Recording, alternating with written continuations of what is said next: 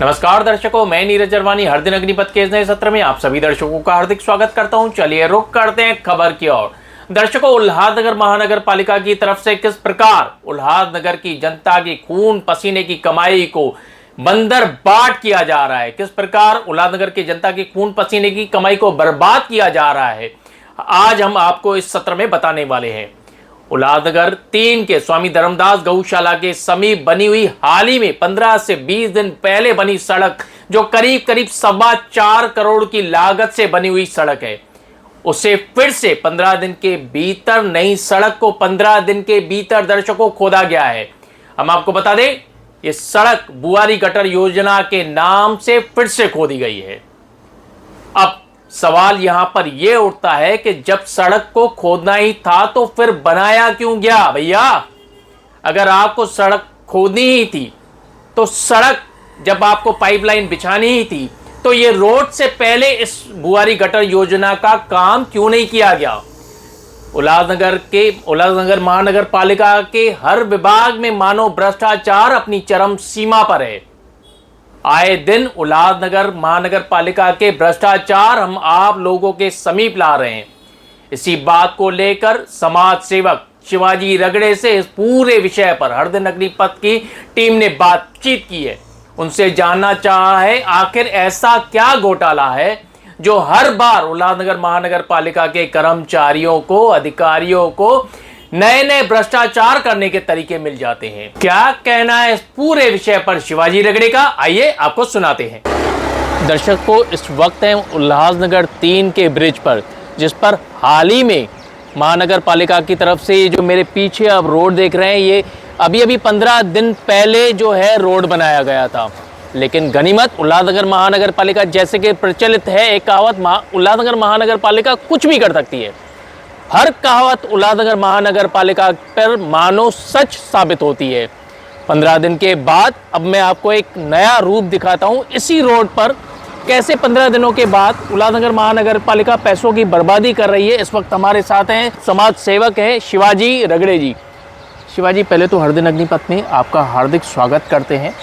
शिवा भाई, जैसे आपका नाम ही शिवाजी है, हमने हर मुद्दे पर काफ़ी लड़ते हुए देखा है, आपको काफ़ी संघर्ष करते हुए देखा है। अब आपसे ये सवाल उठता है कि 15 दिन पहले आप ही के वार्ड में, क्योंकि आपकी जो बहन है वो नगर सेविका है, आप ही के वार्ड में 15 दिन पहले एक रोड बनता है, उसके बाद 15 दिन के बाद ये रोड इस तरह से खोदा जाता है, तो शिवाजी रगड़े की आवाज़ क्यों नहीं उठती? देखिए, मेरे हिसाब से कल से ये खोदना शुरू हुआ और हम ही पहले थे कि इसके खिलाफ हमने आवाज़ उठाई और कल ये प्रशासन के कानों तक पहुंचाने का काम किया है। अब आप जो ये देख रहे हो कि ये केवल ये रोड की बात नहीं है। अगर शहर की अगर हम बात करें तो हमारा जो एडमिनिस्ट्रेशन है, पूरा प्रशासन है, ये अलग अलग डिपार्टमेंट का बना हुआ प्रशासन है, लेकिन किसी से कोई कोऑर्डिनेशन नहीं है। यही इससे प्रचलित होता है। ये केवल इसी रोड की बात नहीं है, या ये केवल यही फंड की दुरुपयोग और ऐसी बात नहीं है। जिस ब्रिज पे अगर हम खड़े, अगर आप देखोगे तो ये जब ये ब्रिज का एस्टिमेट बना था, ये 4.25 करोड़ का एस्टिमेट था। आप मुझे बताइए, जब कोई रोड का ब्रिज बनाना हो, वहाँ PWD हो, TP हो, चाहे वाटर सप्लाई हो, सभी डिपार्टमेंट एक दूसरे से कोऑर्डिनेशन करके एस्टिमेट बनाते होंगे। लेकिन आप शॉक हो जाओगे कि जब ये एस्टिमेट बना है 4.25 करोड़ का, ये इसका उद्घाटन भी हुआ, ये पुल का काम चालू करना था, पुल तोड़ दिया, तब हमारे डिपार्टमेंट को, प्रशासन को पता चलता है कि इसके नीचे से पाइपलाइन गई हुई है। फिर ये पाइपलाइन जो बाजू में आप देख रहे हो, ये पाइपलाइन शिफ्टिंग के लिए फिर 60 लाख रुपए का नया एस्टिमेट बनाया गया। मैं आपको बताना चाहता हूँ, ये जो मेरी समझ है, जो भी काम बनता है उसके अंदर चाहे शिफ्टिंग हो या बाकी सारी चीज़ें, वही वर्क ऑर्डर में उसी एस्टिमेट में आनी चाहिए थी। लेकिन भ्रष्टाचार करने का कोई भी मौका प्रशासन में बैठे हुए अधिकारी या ठेकेदार कभी नहीं छोड़ते। अब देखिए कि ये 4.25 करोड़, उसके बाद वो 60 लाख का बना, वो तो हमारे 60 लाख वेस्ट हो ही गए। अब उसके बाद अगर प्रशासन को ये पता है कि यहाँ पर ड्रेनेज लाइन डालनी है, तो मैं पूछना चाहता हूँ कि ड्रेनेज लाइन कौन सा डिपार्टमेंट में डाल रहा है? वाटर सप्लाई डाल रहा होगा ना, वाटर सप्लाई के अंडर आता होगा। तो क्या वाटर सप्लाई और पीडब्ल्यूडी के बीच में कोई कोऑर्डिनेशन नहीं है कि भाई अगर ये रोड बन रहा है तो पहले हमको ड्रेनेज का लाइन डालने दीजिए, ड्रेनेज का लाइन पहले डाल लेते, उसके बाद हम उसके ऊपर रोड बनाते। लेकिन बस पैसे की बर्बादी, मतलब कोई ना कोई एंगल से आप बर्बादी कहेंगे शिवाजी, मैं कह रहा हूँ कहीं ना कहीं पैसों के लेकर जो कमीशनिंग का चक्कर है, जो बंदर बाट लगी हुई है।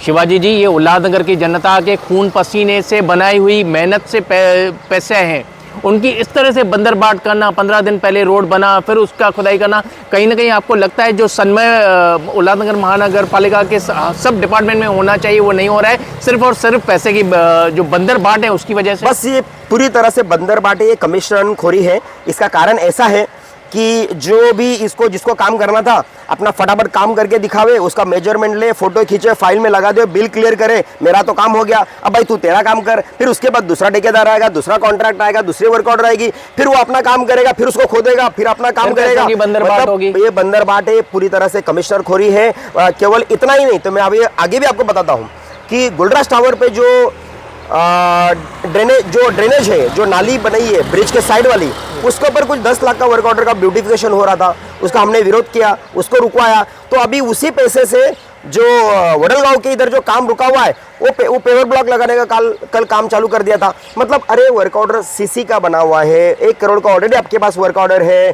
तो कल हमें पता चला है कि वो भी जो ठेकेदार है, वो जो 1 करोड़ का वर्क ऑर्डर था उसने अपना काम करके लिया पूरा, और जो भी 50-60 फुट का जो रोड बचा हुआ है, जो डिस्प्यूटेड है, वाइंडिंग के लिए रुका हुआ है, उसका अपना बिल न अटकने के लिए उसने अपना मेजरमेंट करवा लिया और अपना बिल पुटअप कर दिया, बोला मेरा काम हो गया। अब वो बचे हुए 10 लाख से वो पेवर ब्लॉक लगाने का काम चल रहा है। मतलब इसका भी आपकी कमीशन खोरी हो गई, पूरी तरह से भ्रष्टाचार कहेंगे, पूरी तरह से भ्रष्टाचार, प्रशासन, ठेकेदार, अधिकारी पूरी तरह से भ्रष्टाचार में लिप्त है। ये कमीशन खोरी हो रही है। लेकिन मैं आपके माध्यम से अपील करना चाहता हूँ, ये जो पैसा है ये ना अधिकारियों के जेब से जाता है, ना सत्ताधारियों के जेब से जाता है, ना विरोधियों के, ना कोई कॉर्पोरेटर, ना कोई एमएलए, किसी के जेब से नहीं जाता है। ये जो पैसा है ये आम जनता का पैसा है, टैक्स पेयर का पैसा है, उसको इस तरह से हम बर्बाद नहीं होने देंगे। हम इससे सख्ती से विरोध करेंगे। शिवा भाई, एक और हम लोगों ने कल एक देखा कि इस रोड का जो लोकार्पण है वो आपकी तरफ से किया गया। काफ़ी समय से ये जो रोड बनकर तैयार था, क्या आखिर वजह थी लोकार्पण करने में इतनी टाइम लग रहा था? देखिए, जिस तरह से अनोखा तरीका था आपका कल, जिस तरीके से ये पुल बनने में 2-2.5 साल लग गए। हालांकि 1 साल में इसका काम कंप्लीट करना था, वर्क ऑर्डर में यही मेंशन था।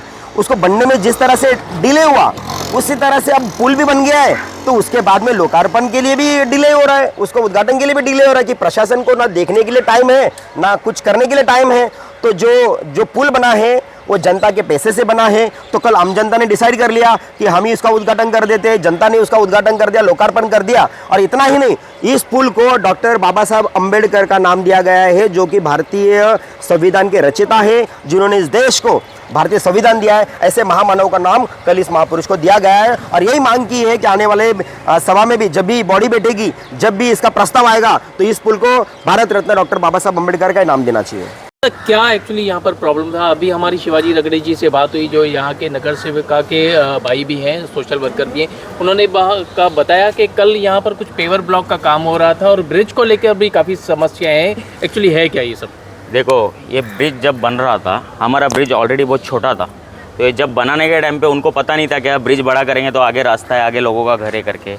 ये ब्रिज बनाने के टाइम पे ही उनको बोला गया था आगे घर है। उन्होंने बोला रास्ता बड़ा होगा इसलिए ब्रिज बड़ा कर रहे हैं, क्योंकि ये मेन डायरेक्ट इधर अंबरनाथ हाईवे कनेक्ट होता है, इधर उल्लासनगर 3 नंबर कनेक्ट होता है। फिर वो टाइम पे बनाने के टाइम पे इधर लोगों का घर इधर टूटा है, कम से कम 6 लोगों का घर टूटा है। और आगे गवर्नमेंट का हजेरी शेड है, जबकि वो भी टूटा है। तो गवर्नमेंट का नुकसान हो रहा है, चल रहा है। अब ये 4 घर के लिए लोग कर रहे हैं, क्या कर रहे हैं मुझे समझ में नहीं आ रहा। ठीक है, चलो लोगों का घर टूट रहा है, आपको समझ में आ रही है, ये बात आपको पहले नहीं पता था, तो ब्रिज बड़ा क्यों बनाया? ब्रिज बड़ा बनाने के टाइम पे 3-4 साल हमको इंतज़ार कराया, अच्छा ब्रिज बने करके हमने इंतज़ार किया कि चलो अच्छा रास्ता बनेगा। फिर अगर रास्ता अगर आगे छोटा ही रहा तो फिर ब्रिज के लिए हमको इंतज़ार क्यों कराया? जवाब चाहती है हमारे वडलगांव की जनता। तो अभी ऐसे सुनने में आया कि यहाँ के जो स्थानिक लोग हैं वही नहीं चाहते हैं कि रास्ता बड़ा बने, ऐसा कुछ है क्या? ऐसा कुछ नहीं है, ये सब इनकी चुनावी खिचड़ी पुलाव पका रहे हैं। ऐसा कोई बता है कि जो कौन नहीं चाहेगा खुद का एरिया डेवलप होए करके। तो आप यहाँ के स्थानिक रहवासी हैं? मेरा खुद का घर है इधर। अच्छा, तो आप क्या चाहते हैं कि रोड बड़ा, जैसे बाकी लोगों ने सहयोग क्या है महानगर पालिका को रोड कटिंग अपने घर ही आप चाहते हैं कि आगे के भी लोग रोड कटिंग होना चाहिए, रोड बड़ा होना चाहिए? जी, जो है महानगर पालिका का जो भी डिसीजन रहेगा हम लेने के लिए तैयार है जी। हम अपनाएंगे। बस गांव के लोगों का जो है पहले एक बार मीटिंग कीजिए, आके महानगर पालिका वाले मीटिंग कीजिए कि गांव वाले की क्या इच्छा है, गांव में रहने वालों की क्या इच्छा है। क्योंकि इधर रहना हमें, बाहर के लोग आएंगे बोलेंगे रोड छोटा है, इनको बस हो गया, गांव में 2-3 हज़ार की संख्या है, इनको बड़ा रोड क्यों मांगता है? हमको मांगता है, हम रहते हैं, तुम इधर नहीं रहते, तो तुम्हारा ये बोलने का मतलब ही नहीं आता है। दादा कौन है वो लोग जो इस रोड के बड़ा होने की खिलाफत कर रहे हैं? कुछ कुछ राजनीतिक लोग हैं जिनको इन फ्यूचर उनको प्रॉब्लम होगा इसलिए वो कर रहे हैं। और यहाँ पे Saint Joseph Bethany convent high school है जहाँ पे हज़ारों बच्चे रोज का यहाँ से आते जाते, उनका कोई नहीं सोच रहा है। ये रास्ते में कितने बच्चे गिर रहे हैं, डेली का एक्सीडेंट होता है। हरदन अग्निपथ से बातचीत करने के लिए धन्यवाद। Thank you.